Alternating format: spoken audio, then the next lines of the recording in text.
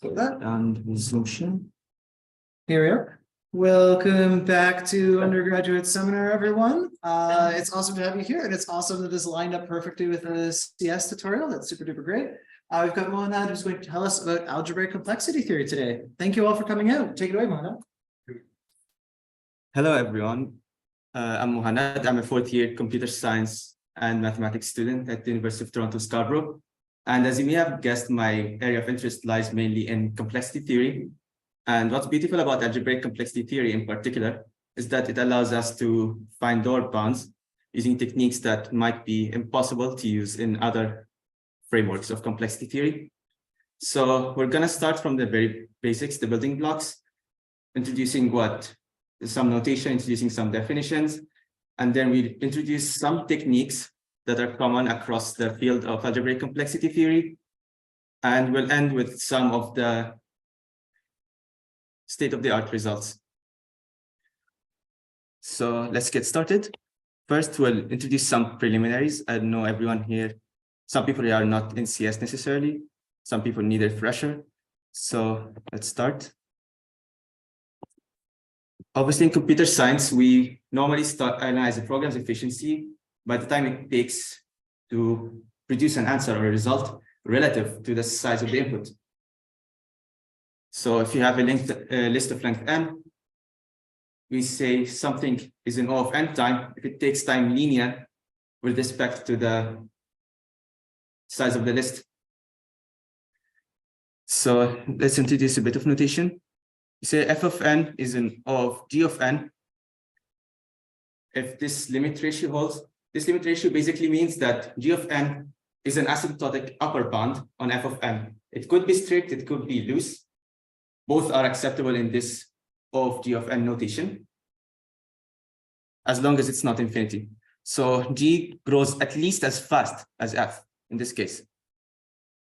Conversely, f is in big omega g of n if the opposite happens. F grows at least as fast as g of n. It could grow about as fast as g of n, about the exact same speed, in which case the constant c will be a non-zero number. Yeah. Now let's introduce the next two. Next two are referred to as little o and little omega respectively. And these two are the same as big O and big omega, except for the fact that they are loose bounds. So as you can see here, the limit is not just a constant number, it must be zero. So for example, n is in O of n.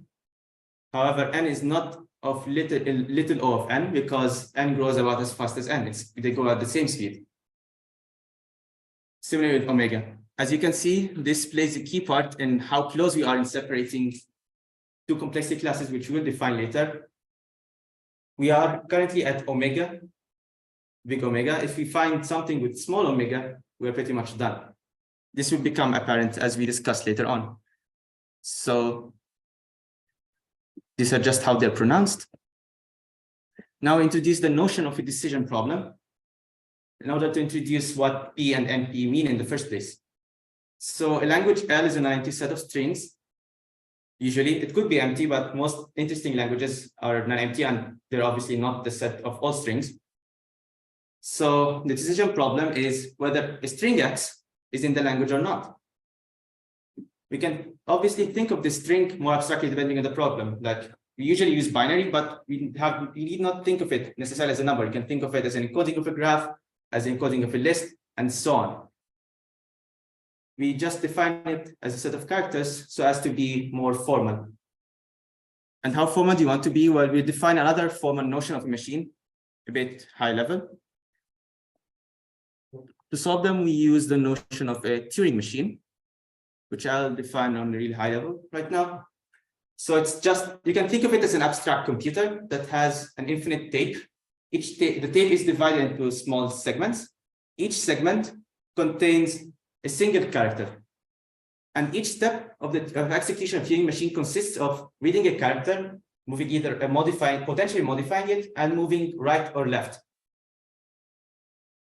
So imagine you have a pointer at the tape. Now, how do we define time in the context of this Turing machine execution? Well, time is just the number of times the pointer moves right or left. at each step, it's obligated to move either right or left. So we can define time this way. It's the number of times that Turing machine moves its pointer, so to speak. Now, a language or problem, both are equivalent. We say that these are in P.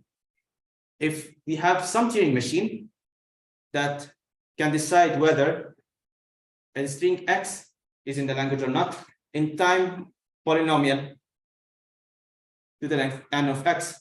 So what is polynomial? It's basically n to the C for some constant C.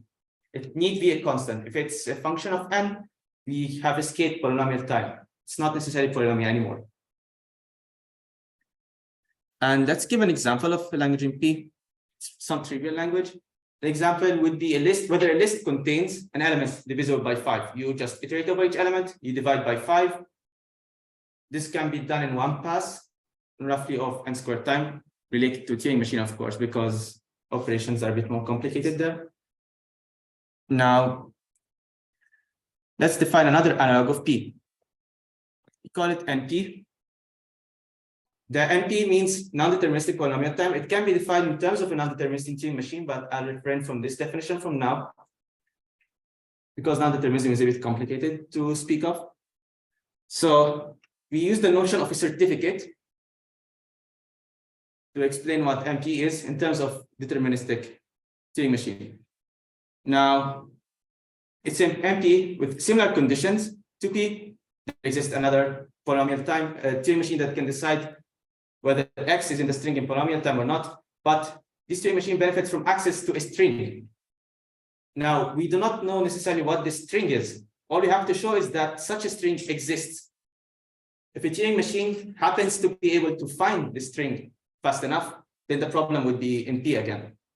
All we're arguing is if such a machine that operates in time polynomial to the string X, and when given a correct certificate C, it manages to correctly say if X is in the language. There is a minor typo here. I'm saying whether X is in the language or not is not included, or not is something else called co-NP. So whether a string is in the language or not. So another stipulation is the certificate C must be of size polynomial to the original string X that's given as input. Now, for those of you who have been familiar with complexity theory before, this is problem is called subset sum. We're given a set of elements and of elements greater than or equal to 0, they're mostly integers, and we're given another number n, and we're trying to find whether a subset of this set has the elements summing up to n, exactly n, no more, no less. We theorize that this problem doesn't lie in P, but we know it lies in NP because the certificate would be just the set, the subset of S that sums up to a particular number n, if it exists.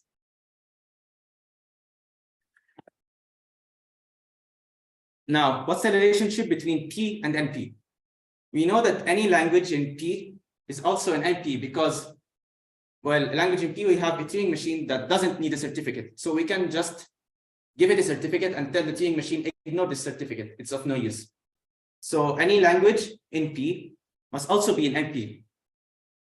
However, we do not know whether all languages that are in NP are also in P.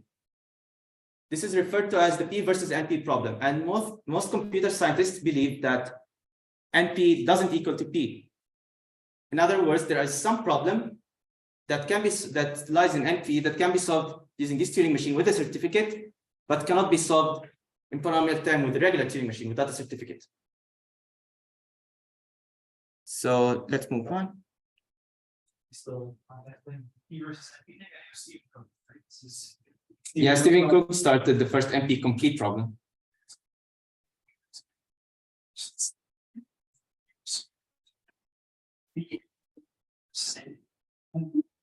The founder of the school here.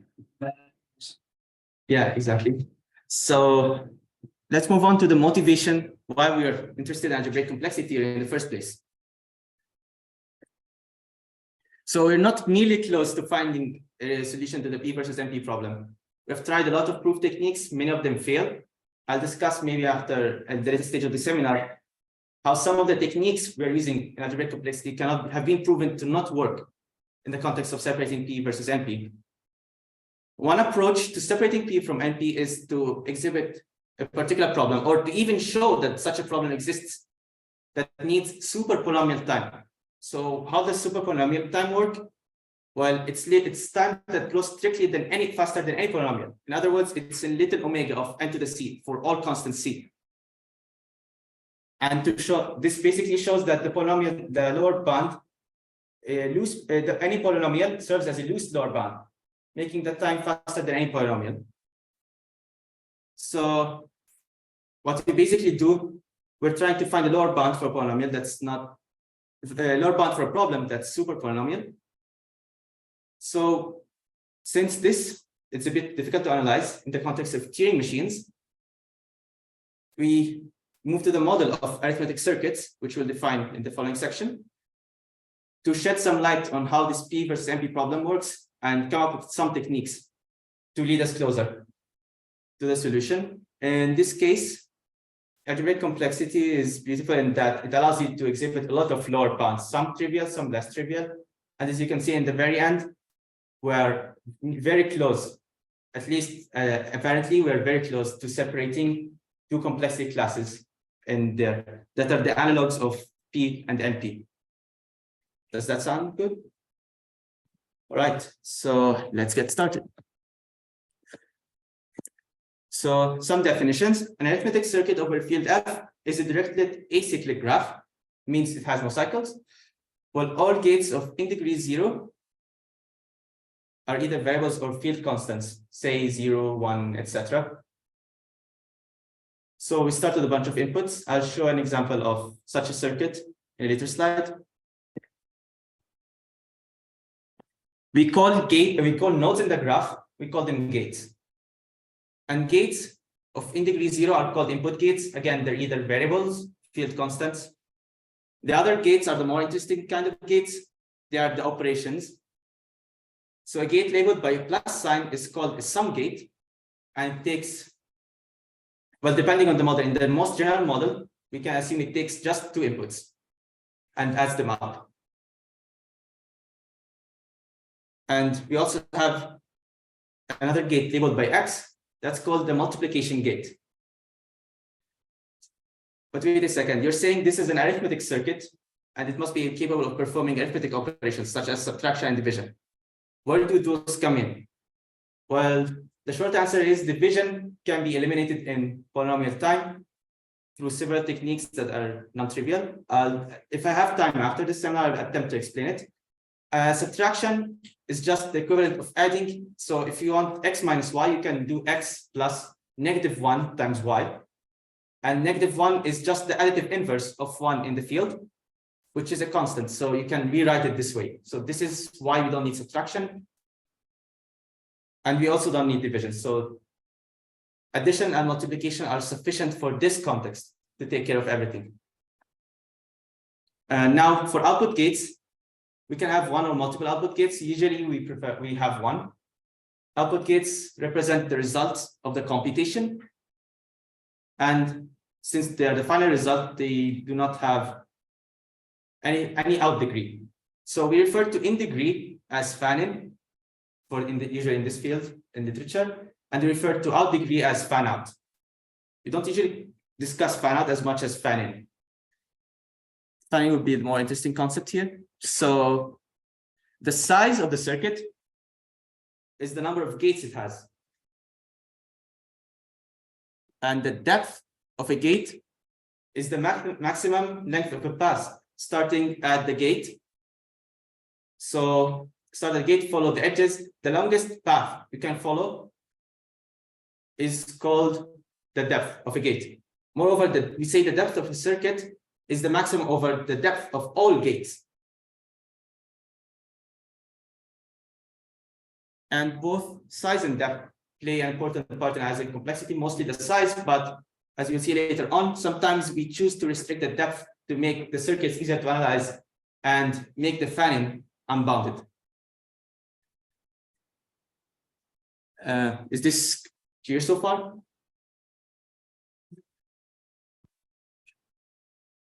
Yeah, after a few slides are fine. Actually, I could show you an example in a bit. This is a sample circuit computing this polynomial. As you can see, the output gate is at the very top. And but the gates at the bottom have no fan-in 0. And they're just x1, x2 are variables, and 1 is a field constant. So this is a sample arithmetic circuit. Now let's introduce. Is this all clear? Okay, so let's introduce dialogues of P and NP. If you have a question. So is that circuit isomorphic to the actual polynomial that's represented?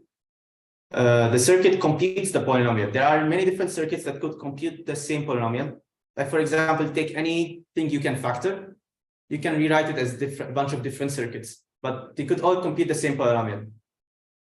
In fact, just because the polynomial has, say, an exponential number of monomials, doesn't mean that it necessarily has an exponentially sized circuit, because you can sometimes factor it and then use some smaller circuits and multiply them later on to reduce the size of the circuit.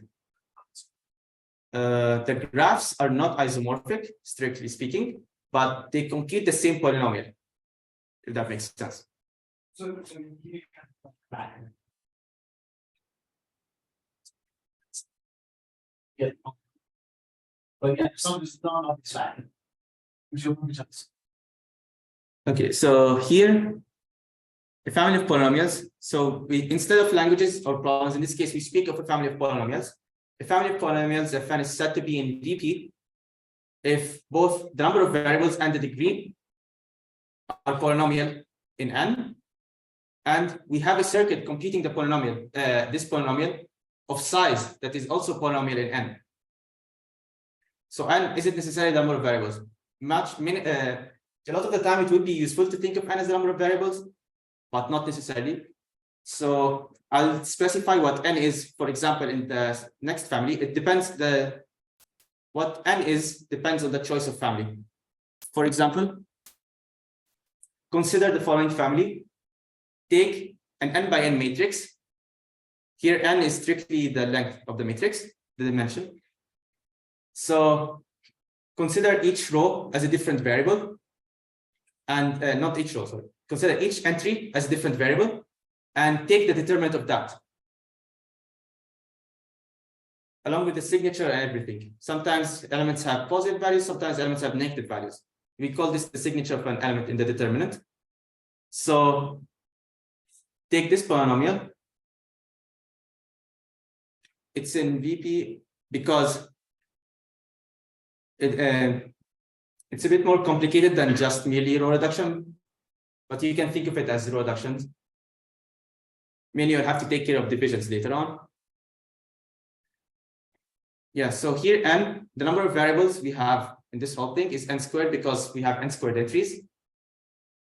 And the family is N, the number N specifying the size of the matrix. So this is what we mean by N can have different meanings depending on which family you're speaking of. Is the definition of the determinant polynomial clear? Yes? What does VP stand for? Valiant polynomials. So the first person who made this field called them something else, but later on it was tutors, I believe. So it was chosen to just be valiant polynomial type. So it isn't just like P versus NP. No, V is the name of a person. Nothing more, nothing less. Any other questions?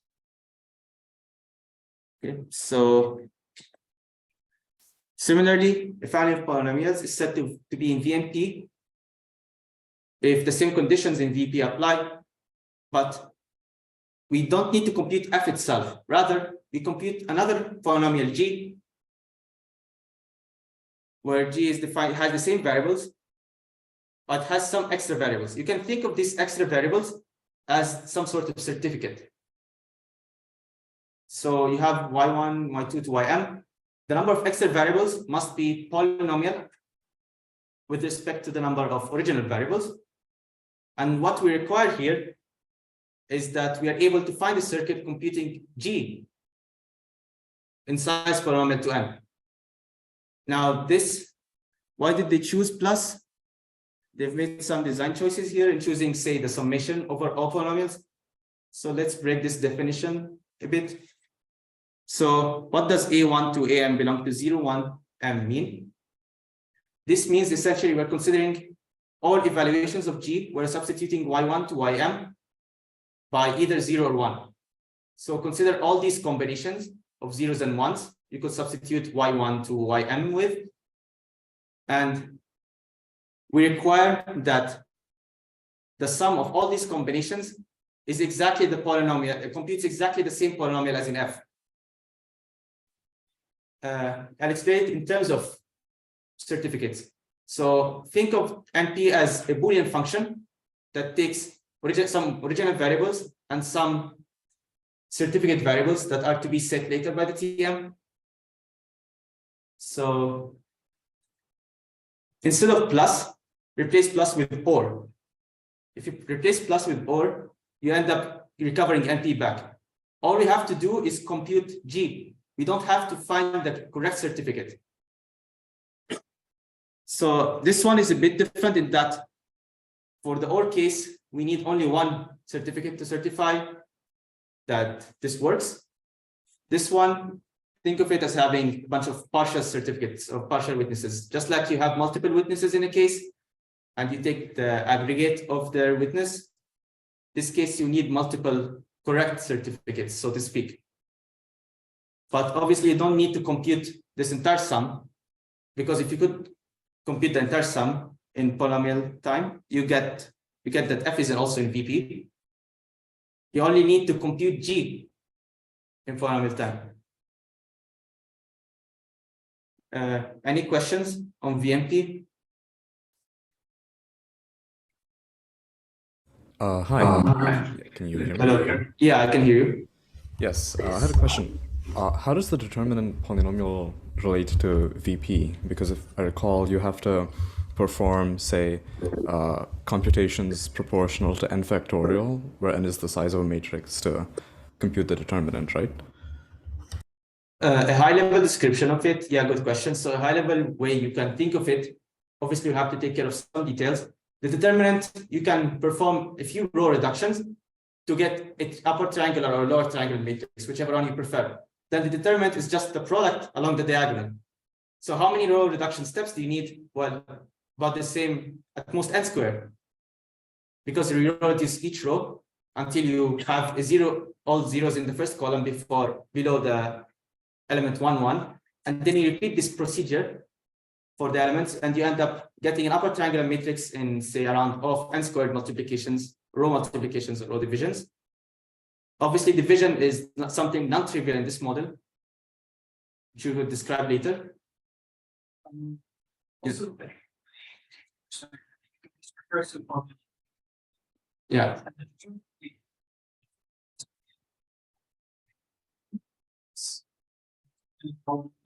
With order in But the number of monomials is empty. So if you compute it naively using the number of monomials, in fact, we'll show in the next example, a polynomial that's said to be in VMP, but not in VP, is one that's exactly the polynomial. So actually, let me demonstrate. So another polynomial that's in VMP, but not in VP, is the permanent. It's the permanent polynomial. It's not the determinant polynomial anymore. It's the determinant, but you remove the signature. So all of them are positive. It's really interesting because you have a way to compute the determinant in a polynomial size circuit, but the permanent, so far we have no way of knowing how to do it. And we don't anticipate having a way to do it because we strongly believe that VP is not equal to VMP. Does that answer your question about the determinant?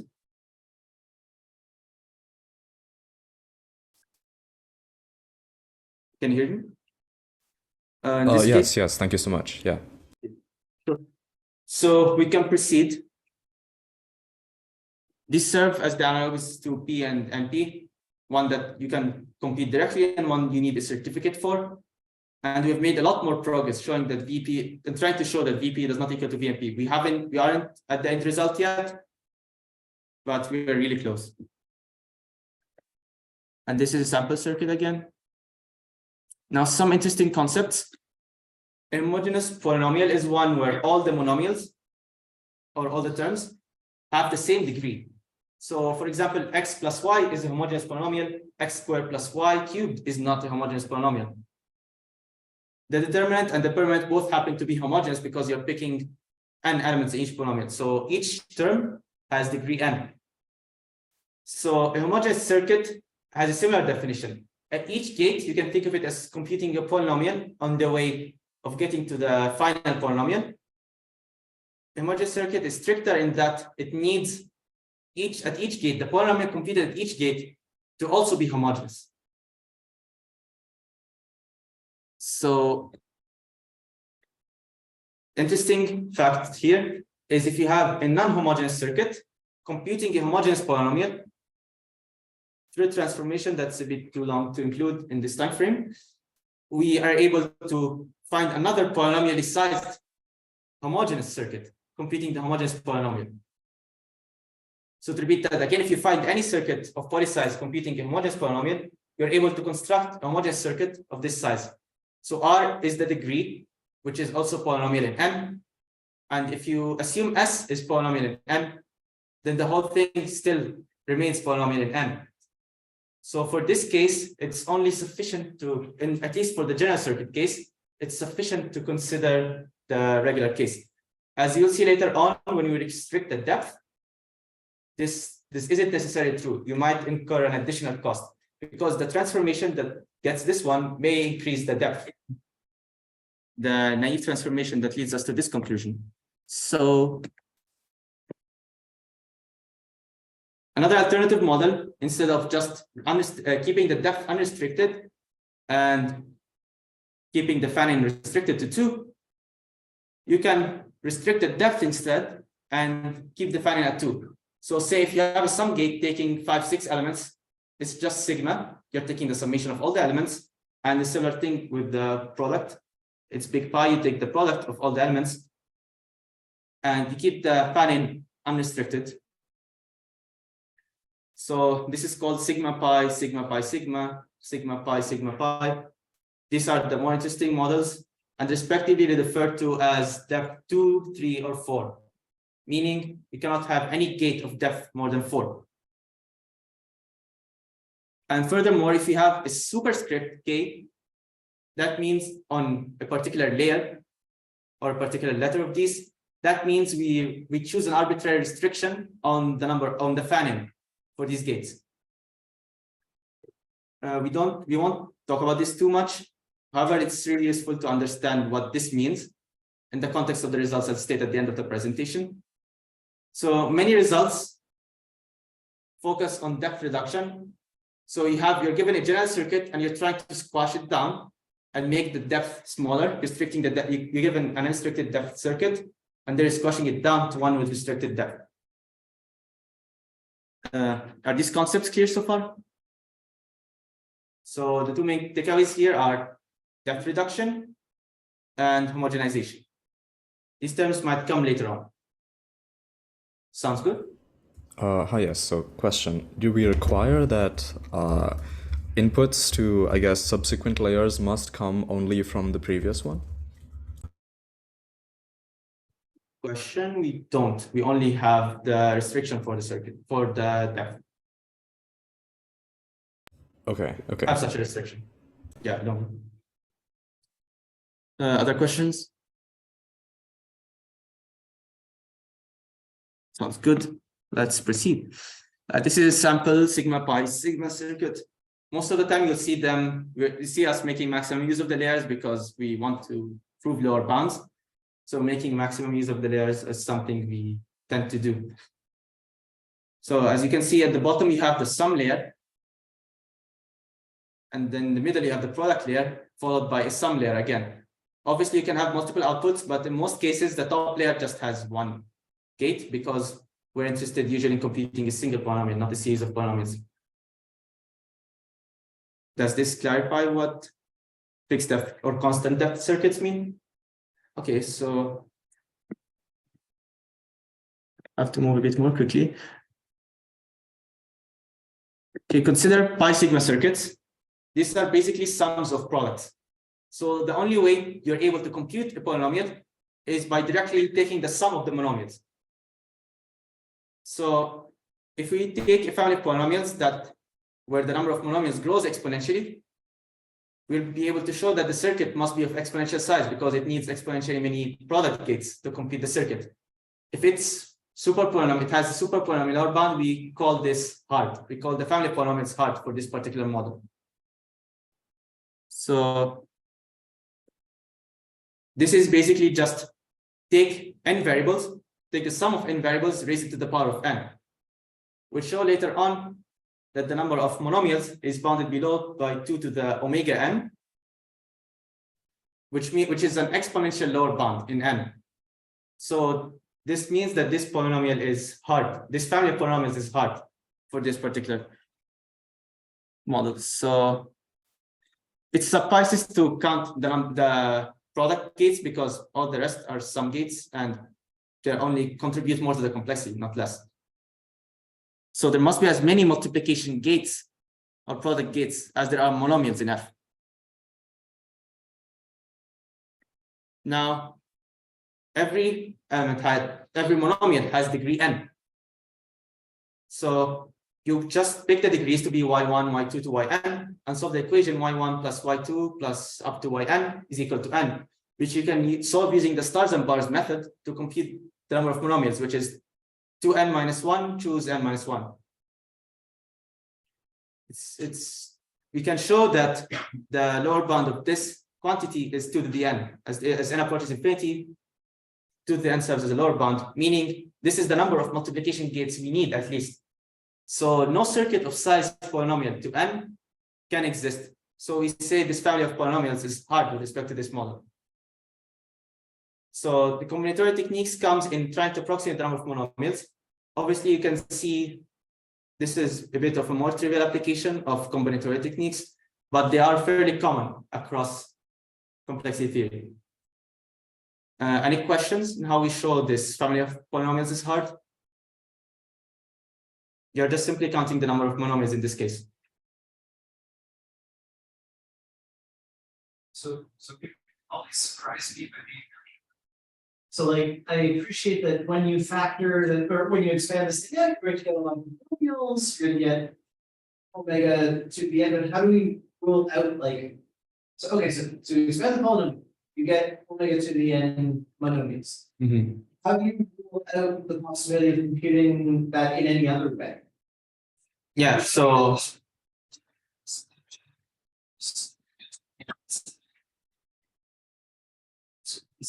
yeah, good question. So in this model, it's a depth 2 circuit. It only can compute sums of products. So if you attempt to factor it in any other, to compute in any other way, it must involve factoring, right? But factoring, you'll get a product of sums. This needs another layer to be able to compute this. So any cleverness you can think of in this, it has to involve some kind of factoring. And you can't just eliminate polynomials because they're all constant degree. Right. So Yeah. So this requires omega to the n eight in the sigma pi model. Yeah, exactly. Any other questions?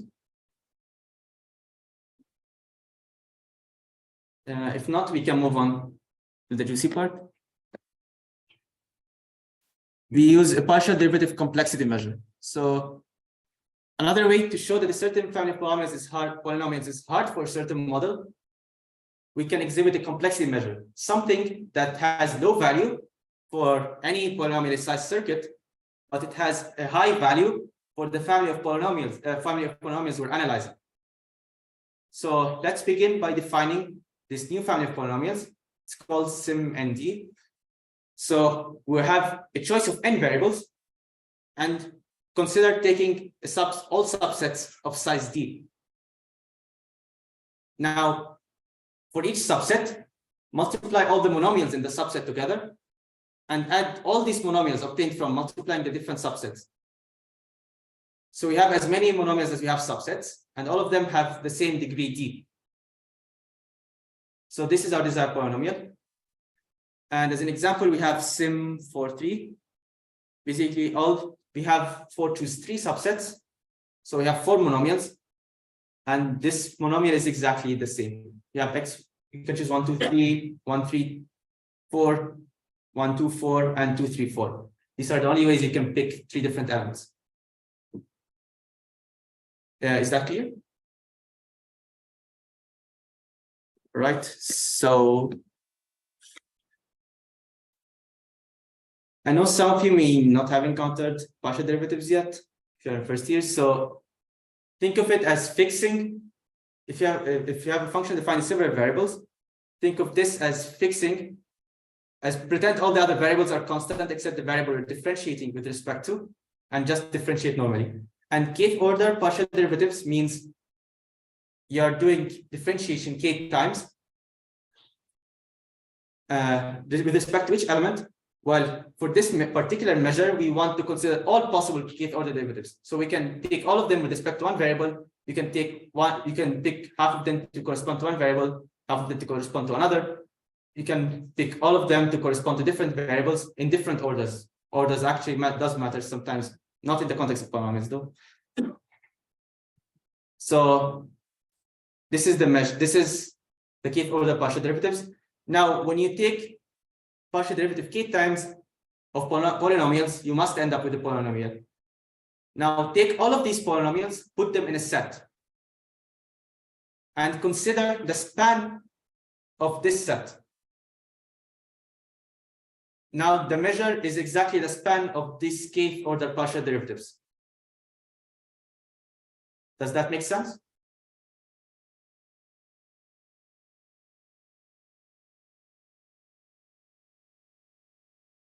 So it says the dimension of the span of these span.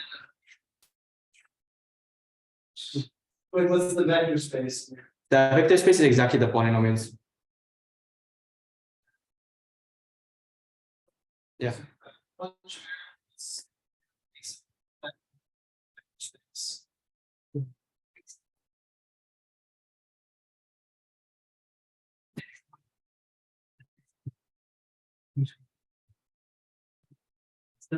Yeah, so say x plus y, you differentiate, if you get x and y, these two are linear independent. All variables are linear independent, all products of variables are linear independent from the variables. So you get a whole lot of the linear independent variables.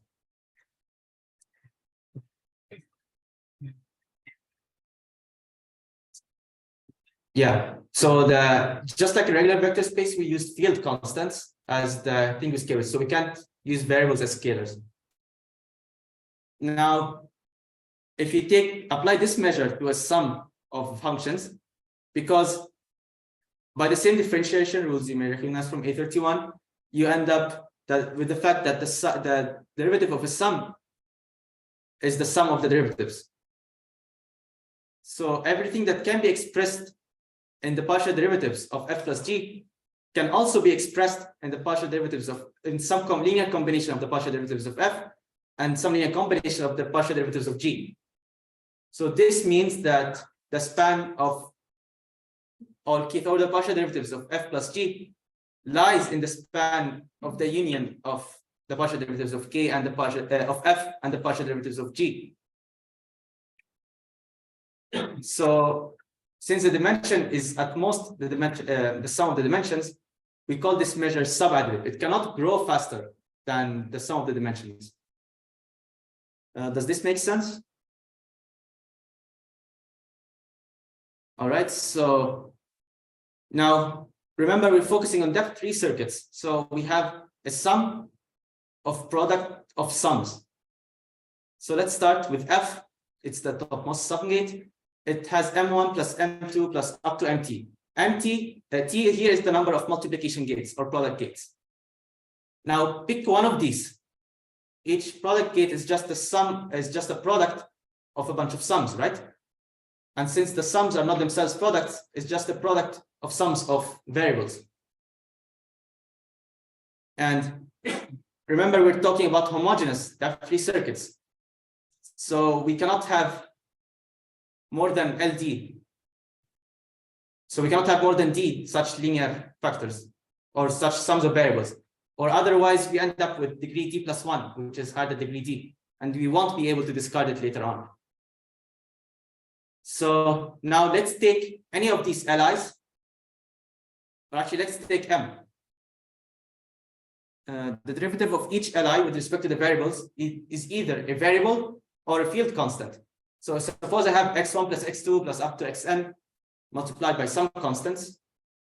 If I take the derivative with respect to some variable, I either end up with the coefficient corresponding to that variable in the sum, or if that variable does not exist in the sum, I end up with a 0. So for M1, use the product rule, and you end up with all the terms being some constant multiplied by the product of some subset of L1, L2, etc. to LD. Because some of those might vanish, right? But you cannot get something that's different from this. So when you do the product rule, say you differentiate with respect to L1, either it becomes a constant or the whole term completely vanishes. So all terms would be so it would be a linear combination. So consider all the subsets of L1 to LD, besides obviously the empty subset, and multiply them together. Or actually, you could include the empty subset as say 0 or constant. Multiply them together. So we could have say L1 times L2, L1 times L2 times L3, and so on. Now, how many such subsets are there? It's just binary inclusion. It's 2 to the D, because you can either include Li or not include it. So you have 2 to the D such subsets. And this means you have 2 to the D such terms. Now, as we said before, each of these kth order partial derivatives can be expressed as a linear combination of all of these 2 to the D different polynomials. So we claim that the span or the measure of Mi is at most, or the measure of Mj is at most 2 to the D. Does this make sense?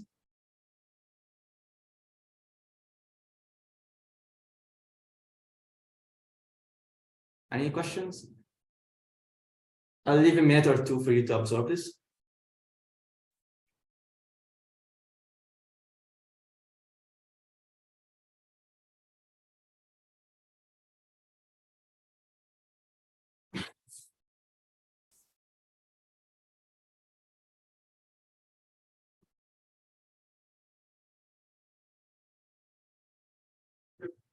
So on the slide, you're proving two theorems. So you're finding this measure, then you're proving it's some additive, which is sweet. And then you've also got this theorem, which is that for homogeneous depth-free circuits, they have this complexity at most T2. It would be helpful to have that theorem stated. Yeah, I'll say it later on, and actually I'll not prove the one for depth-free circuit because it's a lot more complicated than this one. This is the one where you tried, no, I mean the other one for the family polynomials. This is the one that corresponds to the complexity of a general homogeneous depth-free circuit. Yeah, it's exactly in the next slide, actually.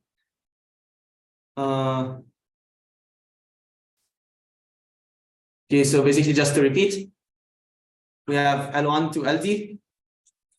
Any term of the derivative will be a linear combination of some subset. So when you differentiate, say, L1 and keep the rest intact, L1 will either become a constant or vanish completely. In both cases, you end up with still L2 to LD as a product. And repeat this process iteratively, you end up with subsets of this product of L1 to LD. So end up with L1 to L3, maybe L2 to L5 as a product. All of these, you cannot have more than 2 to the D of these. Okay, does that sound reasonable? Okay, if you're convinced that the measure of Mj is at most 2 to the D, and we said we did not figure out what T is yet. and we will not. We'll use it in different contexts. So if you have t multiplication gates by subadditivity, this means that the measure of f is at most t times 2 to the d, correct? Any questions about that? All right, so let's move on to the main theorem. We will use the following lemma. If we set k to be d over 2, obviously assume d is even, we can use floor or searing as appropriate. Then this has a complexity, this has a measure of at least n to 0.5d. This is a lemma, we will not prove it here. And furthermore, we can define the family of functions appropriately. So we can let d vary with n. This is just a template for defining the family of functions. So we can let d equal n over 8 and consider this family sim n over 8n as n increases. Using the lemma, we'll get that any circuit computing the polynomial must have complexity, at least the polynomial. Cannot have less complexity or it cannot compute it. So we end up with t times 2 to the d is at least this value. And using this series of inequalities, we get that t is at least 2 to the n over 8. But recall that this is just 2 to the omega, big omega of n. And t is the number of multiplication gates, right? So the size of the circuit would be at least 2 to the omega n, which grows faster than any polynomial. Does this make sense?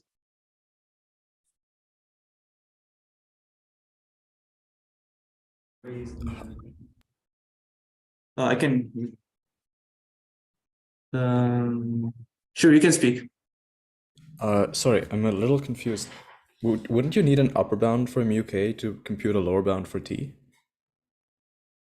Good question. So we are upper bounding the complexity of a polynomial circuit, for example. Like if you let d be a polynomial in M, we are sure that the complexity of this will be less than the complexity of the polynomial trying to compute. Now you tell me, if the complexity is less than the complexity of the polynomial we're trying to compute, can the circuit compute it? It cannot, right? Because they're obviously computing different polynomials in this case. I see. But we're seeking a lower bound for t, right? Yeah.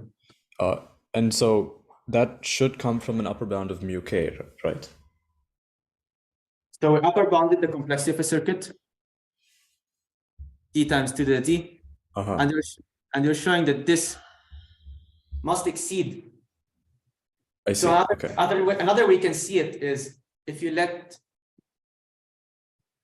t be a polynomial, it wouldn't be able to exceed to be the sufficient complexity to be able to compute n to the d. So this is another way you see it. Put whatever polynomial you desire, and you'll end up with t, the polynomial times 2 to the d is less than this n choose 0.5t. Oh, yes, I see it now. Yeah, thank you. Yeah, this is another way you can view it. Other questions? All right, so now we move on to the big result. We have two theorems. Any poly-n-sized arithmetic circuit can be depth reduced to an equivalent sigma pi, with the bottom fan-in restricted to just square root of n. Circuit of size, this size mentioned, due to the O of square root of n log n. So this is as best as a polynomially sized circuit could do when restricted to depth 4. Now, on the other hand, we found that we have an explicit polynomial in V and P that needs homogeneous circuit in this model, in the same model, of size 2 to the omega square root of n log n. Now, if this omega were little omega, that would mean that this is strictly bigger than what any polynomially sized circuit could do. And recall, like for example, it could be the case that the circuit could be of size 2 to the square root of n log n in both cases. So we are still not quite at the point where we can say VP is not equal to VMP, but we're really close. If only this big omega were to be a small omega, we'll be able to separate the two complexity classes altogether.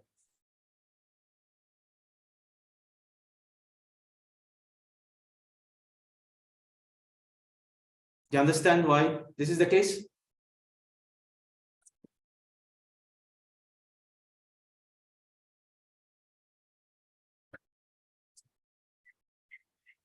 Yeah, we're just an epsilon away. Like even if we prove that 2 to the square root of a lower bound of 2 to the omega of square root of n log squared n, for example, we'd separate the two classes entirely. Okay, any questions regarding this fact? Right, so thank you for your attention and feel free to ask any questions. If we have time, I'll show after how to eliminate division gates from the circuit, like why we do not need divisions in the first place. Yes, Vishnu? Oh yeah, so about the division thing, if we're not considering division for now, would it be interesting to generalize arithmetic circuits over rings? Good question. So in rings, the concept of division itself is not that well defined, because say, consider the ring Z4, for example. What would be the result of dividing 0 by 2?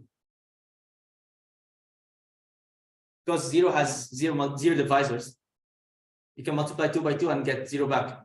So division itself is an iffy concept in terms of rings. And it might not even exist, because if you view division as multiplication by an inverse, what's the inverse of 2 in the ring Z4? It doesn't exist. It doesn't have an inverse. So depending on how you view divisions, you end up with contradictory results. But what you're saying actually exists. We have like people study circuits over non-commutative rings too. You can even maybe you can think of, you can remove addition gates altogether and focus on groups. Maybe this could work.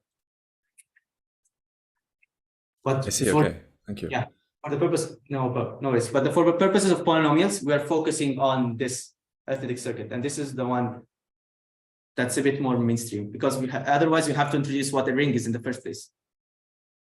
Any other questions?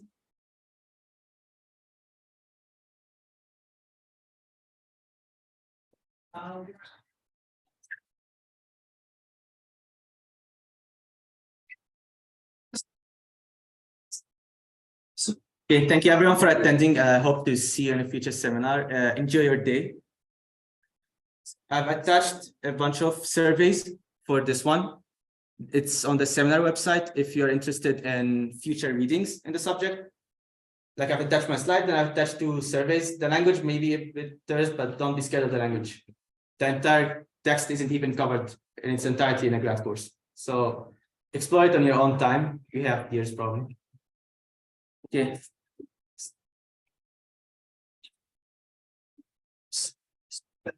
So our next seminar will be in 2 weeks. Come chat with you in the summer. Next up, a big speaker from Waterloo is going to tell us algebra and weights. So yeah, see you all in 2 weeks. You'll get an email. Thank you, folks. Thank you.